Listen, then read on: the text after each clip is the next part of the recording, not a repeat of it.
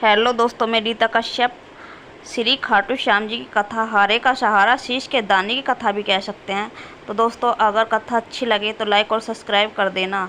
तो चलो कथा शुरू करते हैं। खाटू श्याम जी की कहानी महाभारत काल से संबंधित है।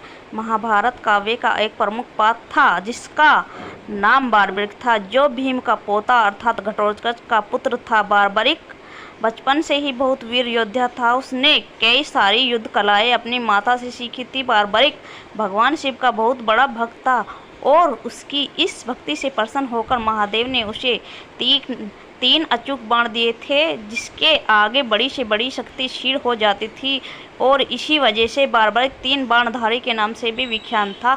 इतना ही नहीं मित्रों, अग्निदेव ने भी बार्बरिक को एक दिव्य तीर दिया था जिससे वो तीनों लोकों पर विजय प्राप्त कर सकता था। जब बार्बरिक को यह ज्ञात हो गया कि पांडवों और कौरवों के बीच युद्ध अटल है, तो उसके अंदर यह इच्छा उत्पन्न हुई कि वह महाभारत का पूरा युद्ध देखे और उसने अपनी मां को वचन दिया कि वो युद्ध में सहभागी होना चाहता है तथा वो उस पक्ष की ओर से युद्ध लड़ेगा जो हार के करीब होगा।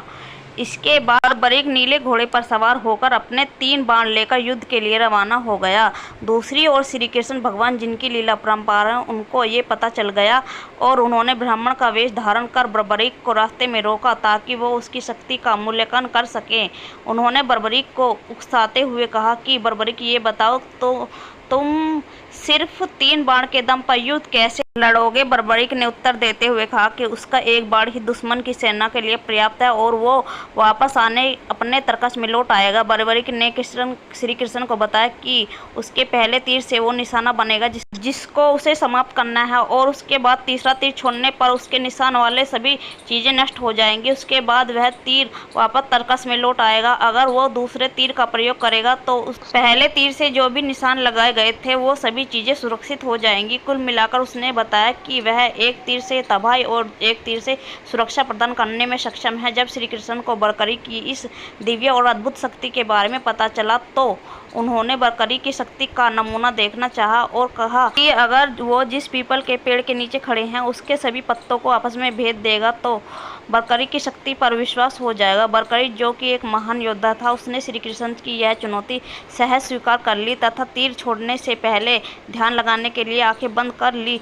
तब श्री कृष्ण ने माया रचते हुए बार्बरिक को पता लगे बिना पीपल के एक पत्ते को तोड़कर अपने पैरों के नीचे छुपा लिया। जब बार्बरिक ने पहला तीर छोड़ा तो सभी पत्तियों पर निशान हो गए और अंत में तीर श्री कृष्ण के पैरों के आसपास घूमने लगा। जब श्री कृष्ण ने बार्बरिक से पूछा कि तीर मेरे पैरों के चारों ओर क्यों घूम रहा है, इस पर बार्बरिक ने जवाब दिया कि शायद आपके पैरों के नीचे एक पत्ती रह गई है और ये तीर उसी छुपी हुई पत्ती को निशाना बनाने के लिए आपके चारों ओर घूम रहा है। बार्बरिक ने श्री कृष्ण से कहा, ब्राह्मणराज, आप अपना पैर यहाँ से हटा लीजिए वरना यह तीर आपका पैर भेद देगा। और जैसे ही श्री कृष्ण ने अपना पैर वहाँ से हटाया, उस छुपी हुई पत्ती पर भी निशान हो गया। उसके बाद बार्बरिक ने तीसरे तीर की सारी पत्ती इकट्ठी हो गई और आपस में बंध गई।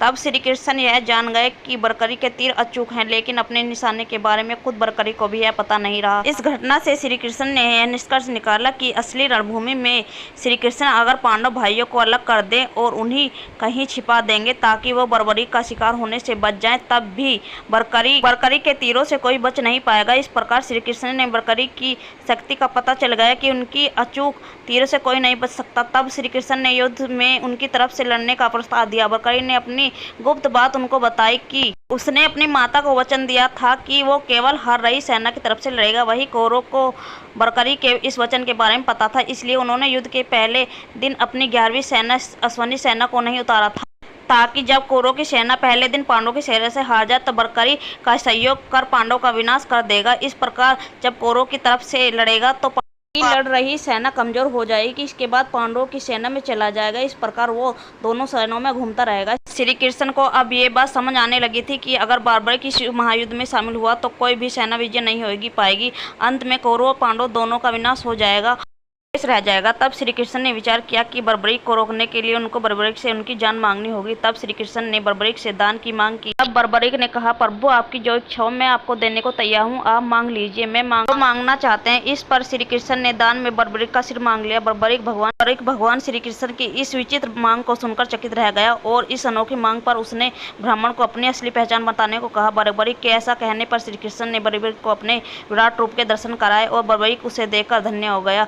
श्री कृष्ण ने तब बर्बरीक को समझाया कि रणभूमि में युद्ध से पहले सबसे वीर क्षत्रिय की बलि देनी पड़ती है, इसलिए मैं तुमसे तुम्हारा सिर दान में मांग रहा हूँ और मैं तुमको इस धरती में सबसे वीर क्षत्रिय होने का गौरव देता हूँ। इससे अपने वादे को निभाते हुए श्री कृष्ण ने आदेश पर बर्बरीक ने अपना सिर दान में दे दिया। यह घटना फाल्गुन महीने में शुक्ल पक्ष के 12वें दिन हुई थी। अपनी जान देने के से पहले बर्बरीक ने श्री कृष्ण से अपनी इस एक इच्छा जाहिर की कि वो महाभारत का युद्ध अपनी आंखों से देखना चाहता है। श्री कृष्ण ने उसकी यह इच्छा मान ली और उसका सिर अलग करने के बाद उसके सिर को एक ऊंची पहाड़ी पर रख दिया जहां से रणभूमि का साफ साफ नजारा दिखाई दे रहा था। उस जगह बर्बरीक ने पूरा महायुद्ध देखा।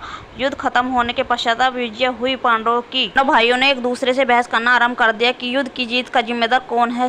तो श्री कृष्ण ने बर्बरीक के सिर को इस निर्णय लेने को कहा कि इसकी वजह से पांडव युद्ध जीते।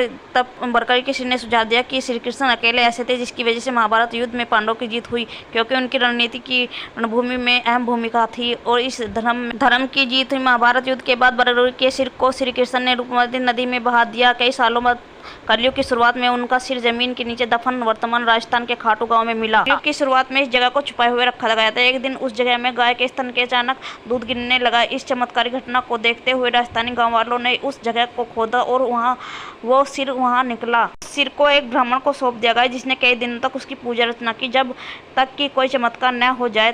खाटू के राजा रूप सिंह चौहान को एक सपना है कि उनको एक मंदिर बनवाना है, इस सिर को स्थापित करना है। इस मंदिर का निर्माण शुरू किया गया और फाल्गुन मास के शुक्ल पक्ष के 11वें दिन उनकी प्रतिमा को स्थापित किया गया।